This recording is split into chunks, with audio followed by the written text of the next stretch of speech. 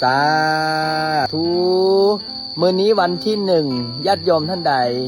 เลื่อนผ่านมาเห็นคลิปนี้แล้วขอให้มีความสุขความเจริญขอให้มีโชคมีลาภสุขภาพแข็งแรง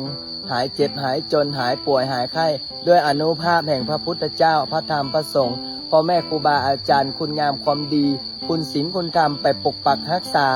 ญาติโยมขอให้มีความสุขขอให้มีความเจริญโชคดีเป็นเศรษฐีคนใหม่มีโชคมีชัยขอให้เจริญทางศีลทางธรรมขอให้ญาติโยมทั้งหลายโชคดีตลอดปีตลอดไปด้วยเถิดน้อมรับสาธุขอมาบอกบุญญาติโยมเด้อคนละ 9,000 กีบคนละ9 บาทนะญาติโยมนะคนละ9 บาทร่วมเป็นเจ้าภาพซื้อกระเบื้องดินขอมุงหลังคาศาลา